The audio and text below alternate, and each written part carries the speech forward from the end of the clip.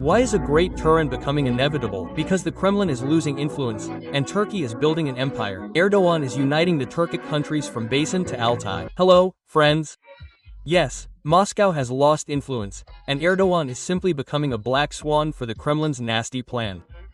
Turkey is preparing a new attack. While Russia is waging war with Ukraine, Erdogan is gradually changing the balance of power in the Caucasus. Exactly. And Ilham Aliyev, the leader of Azerbaijan, is humiliating Putin right here on live television, in front of everyone, in front of the whole world. Just look, Putin is abjectly making excuses to Aliyev, like a pathetic schoolboy before his principal. It's clearly stated, and these cute shots of Erdogan, Ilham Aliyev, and Kazakh President Tokayev, seemingly just amiably sipping tea, are a real blow to their Putin.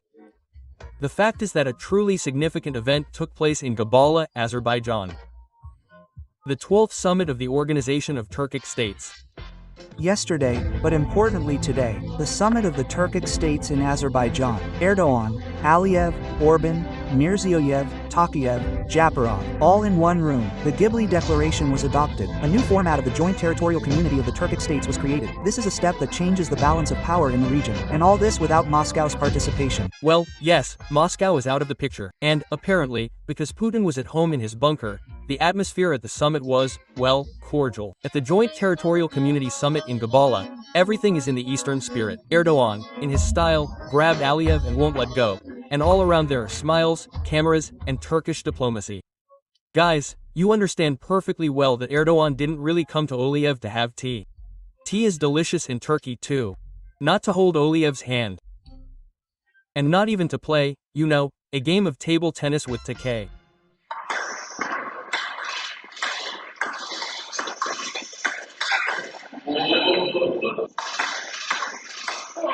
Yes, that's the point. Pay attention now. Erdogan has been dreaming of a Great Turan, a military alliance of Turkic peoples, since 2015. A sort of alternative to NATO, right next to Putin.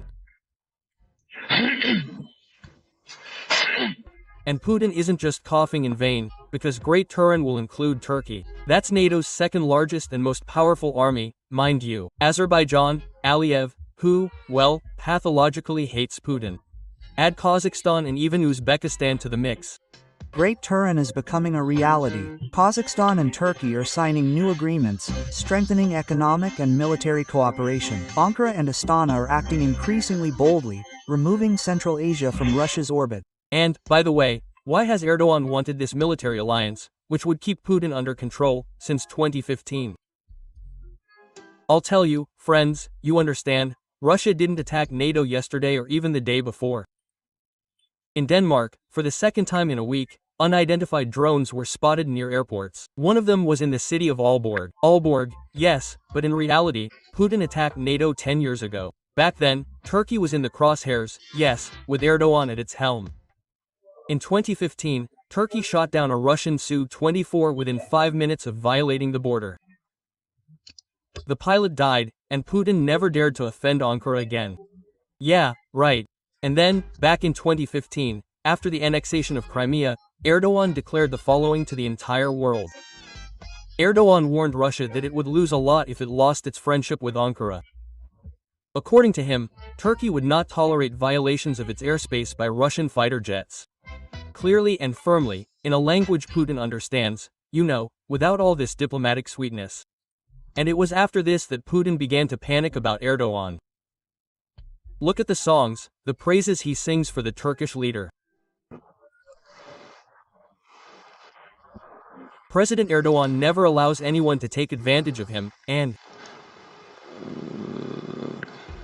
well, I'm afraid to blurt out something like that about Erdogan, and he won't pat me on the head, but rather slap me for being guided by the interests of third parties. And then, back in 2014-2015, Erdogan understood perfectly well who Putin was and began publicly humiliating the bunker boss in front of the whole world.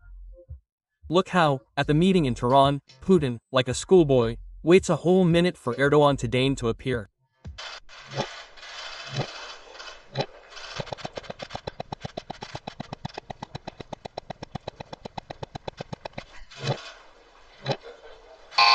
And it was precisely after this that the Turkish leader clearly declares to the entire world, Crimea is Ukraine. Period. Turkey does not recognize the annexation of Crimea. This step is illegitimate and illegal. We've been talking about this since the first day of the seizure of the territory. And do you think that's all? No, not all.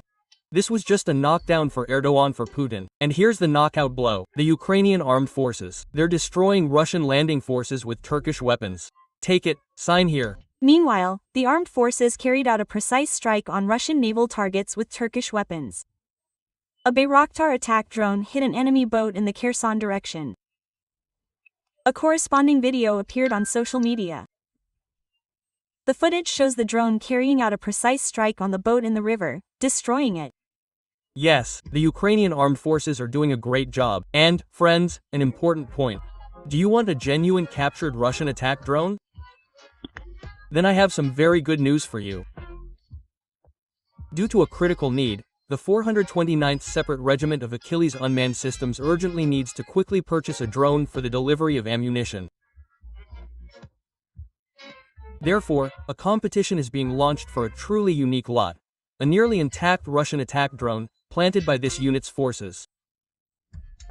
The QR code is right here on your screens. The conditions for participation are in the description below this video. And, of course, glory to the armed forces of Ukraine. Well, let's get back to this union of Turkic peoples. Well, they've completely lost their minds. No, well, it's just pure nonsense.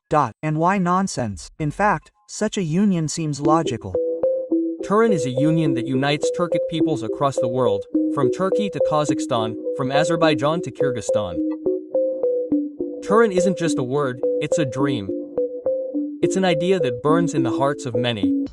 Yes, it burns in the hearts of many. And don't forget the historical background of this military alliance. This is very important. If modern Turks look to Kazakhstan with love, as their sacred homeland, then that's wonderful. And I'm all for this. Yes, and what's telling is that now the puzzle has finally come together. Immediately after that summit, which took place in Azerbaijan, Putin flew to Dushanbe, terrified, to bow and grovel before Aliyev. Aliyev crushed Putin. The dictator mumbled, apologized, and looked at the floor. In Dushanbe, Vladimir Putin held his first meeting in a year with the president of Azerbaijan. I want to remind you that 38 people died in that plane crash due to the fault of the Russian Federation. And for 10 long months, Putin refused to admit guilt. And now, when the fire is burning, when the military alliance of Aliyev, Tokayev, and Erdogan is already a reality, that nasty Putin guy suddenly began apologizing to the whole world. In our first phone conversation, I not only apologized for the fact that this tragedy occurred in Russian skies but also expressed my sincere condolences to the families of the victims. My God, what a pathetic creature, but it's too late. No one will forgive Putin. The world leaders who recently gathered in Gabala clearly decided, it's time to finish with Putin together. This is a step that changes the balance of power in the region, and all this without Moscow's participation.